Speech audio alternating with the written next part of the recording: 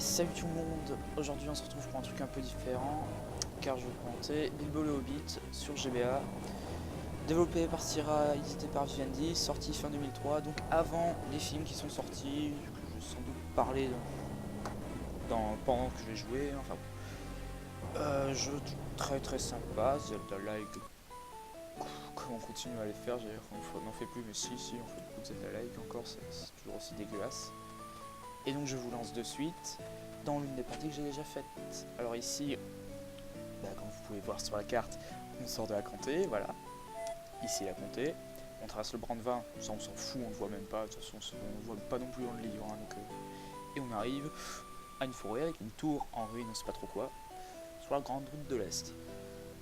Route qu'on va suivre en fait du début à la fin, donc ça ne sert peut-être à rien de vous préciser. Hop, je me remets parce que la carte elle lag bien sûr, GBA oblige. Et voilà.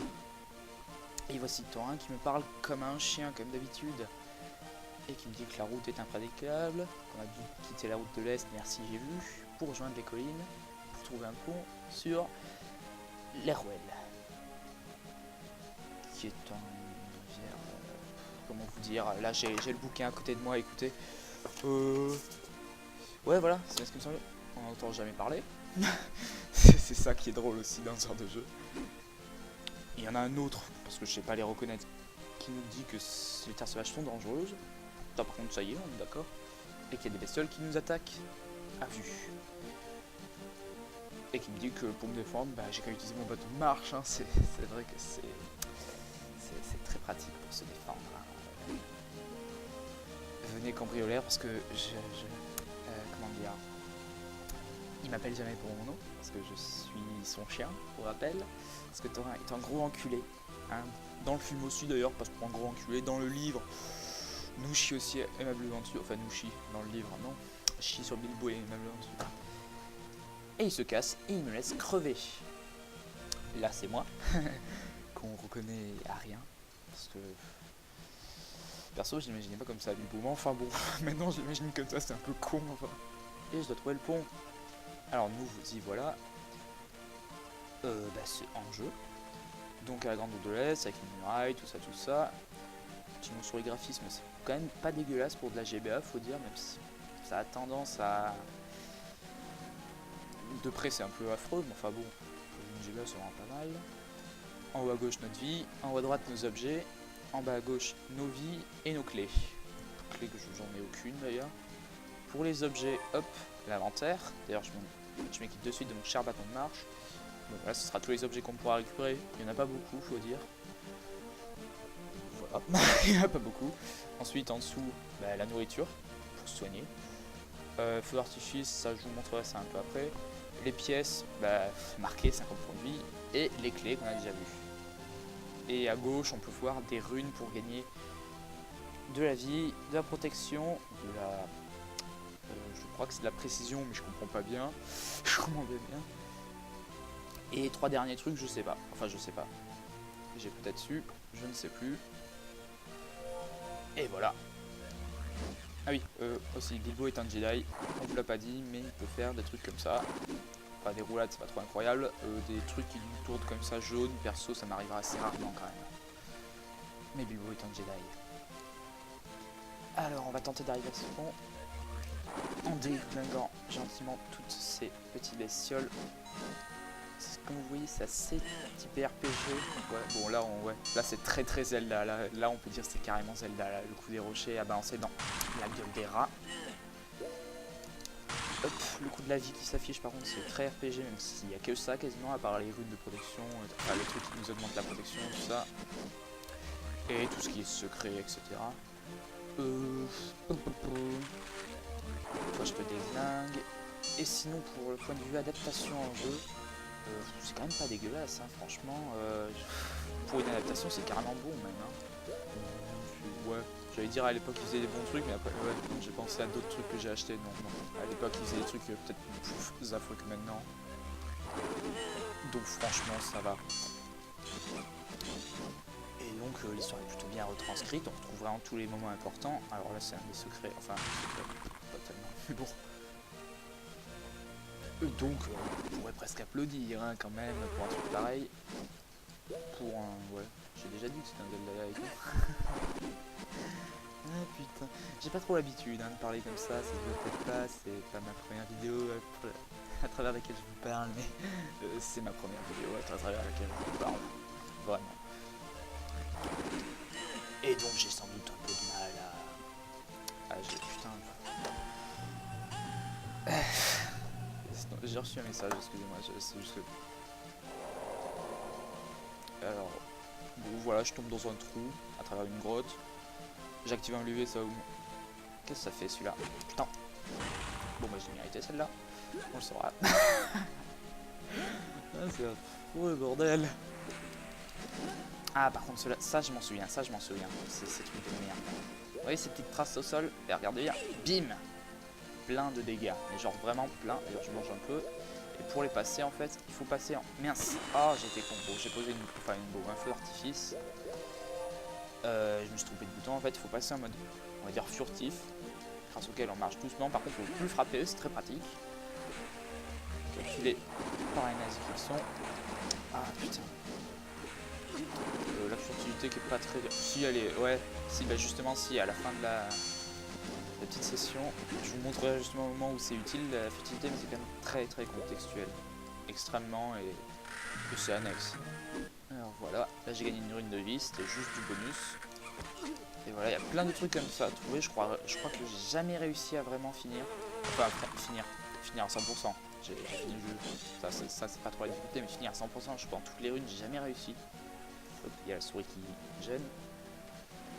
Tout simplement parce que la plupart des objets, là c'était le premier, mais il y en a vraiment des qui sont bien cachés. Et qui sont improbables à trouver. Il y a un certain, j'ai toujours pas compris comment j'y étais arrivé. Parce que putain de temps où ce jeu, j'y jouais beaucoup, même si c'est un peu débile, parce que c'est le genre de jeu très répétitif, enfin répétitif, il n'y a pas de rejouabilité, non mais bon, je m'étais abusé avec. Ok, il y a Skype qui m'embête, je sais pas si vous voyez la fenêtre qui clignote, moi j'ai une fenêtre qui clignote là en bas à droite, c'est assez pratique, hein, c'est Skype. Quand ils ont ajouté ça, je sais pas à quoi ils pensaient, mais c'est franchement chiant. Enfin bref. Alors la petite énigme, ça c'est vraiment le truc dans le jeu qu'ils auraient pas dû faire, c'est les espèces d'énigmes comme ça, il y a des marques au sol, on doit pousser les rochers. Faut arrêter de me foutre. Ça sert à rien, comment ça sert à rien. C'est vraiment, mais le truc, même pas le bonus, c'est inutile. C'est inutile, voilà.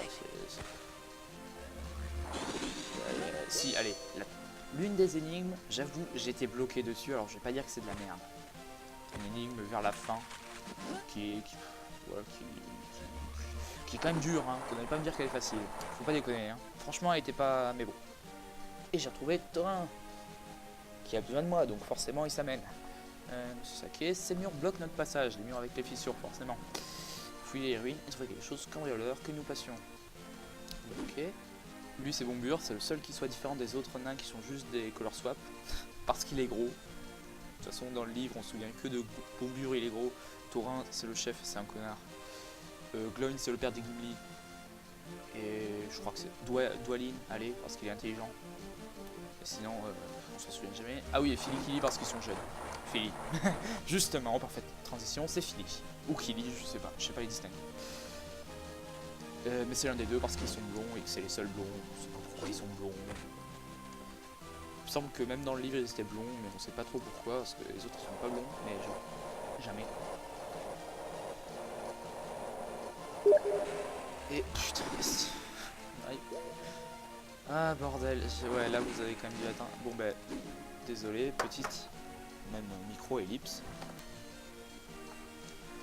Voilà, c'est bon, ça c'est fait. J'ai envoyé gentiment chier à la personne qui m'a emmerdé sur Steam, parce que voilà, je suis poli en plus d'être... je suis poli.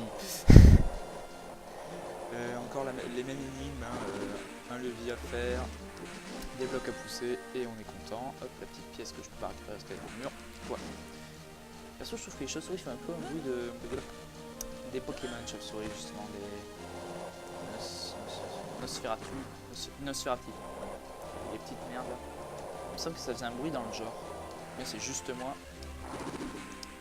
qui qui est tellement entendu ce bruit à force de le massacrer, parce que ça c'est vraiment l'ennemi récurrent, que pour moi une chauve-souris ça va faire ce bruit.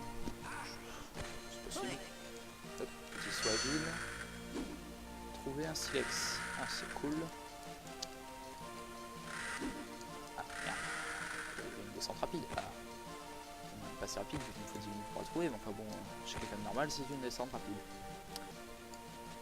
Hop, ça c'est fait. Rien, et bien il y a d'autres ruines au sud. Ok. J'aurais pu y aller avant. Enfin bref. Bon quand même on notera aussi que Bilbo est très fort parce qu'il soulève quand même des rochers assez imposants, hein, faut le dire. C'est pas comme si ça faisait un peu la moitié de son corps, mais presque. Enfin, eux aussi on trouve des pommes sous les rochers et on les mange. Ça c'est voilà, c'est un peu le théorème Skyrim. Hein. C'est un Skyrim avant l'heure, hein. Ça se voit pas comme ça, mais quand même j'ai deux trucs d'objets et tout. Quand je choperai Dar là, son épée, je vous dis ce sera un Dovahkiin le mec, hein, parce que là ce sera bâton plus épée, ce sera un truc de fou. Gros déglingos. Ou pas. Le jeu est cool, tout ce que vous voulez, il a tous les comment dire. Le jeu est très bon, je lui chie un peu dessus, mais bon voilà. Je l'aime. Ce jeu je l'aime, hein, et voilà. Je l'aime, il m'aime, nous aimons, vous aimez, il s'émasse. Voilà. Et le pot est aussi l'une des armes les plus puissantes du jeu, enfin au début, parce qu'après on ne pas un vrai truc, donc... Alors, nous avons besoin de lumière, utilisez votre silex sur ces deux torches. Grimper et appuyer sur A. Ouh, ça c'est l'interaction. Oh. Par contre, assez stylé, faut le dire, hein, le mec. Il a quand même des statues qui crachent de l'huile, je trouve ça assez... Il y a quand même une recherche, hein, parce que bon, comment dire, c'est cohérent qu'il y ait des ruines par là, entre Foncombe et la Comtesse, c'est cohérent. Bon, des ruines avec les chauves-souris et les rats géants, peut-être un peu moins. Des ruines en soi, oui, c'est parfaitement cohérent avec toutes les... Bon, on sait pas trop ce que c'est, parce que ça peut être les galgueurs, un tas de conneries. Mais c'est cohérent.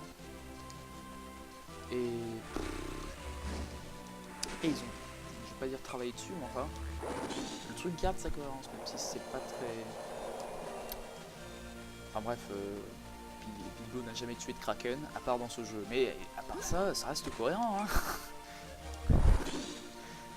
Y a quoi d'autre comme boss sympa? Ah oui, il y a des trolls dans la montagne, il y a un nombre de conneries impressionnant quand même, hein. Mais bon, on s'en fout, de toute façon le jeu est drôle, hein. Autant les films qui suivent mal les livres ça m'énerve, autant ça suit, hein. Pour un jeu, franchement, c'est pas un Mortal Kombat, hein. Je vais crever moi, je ne pas surveiller.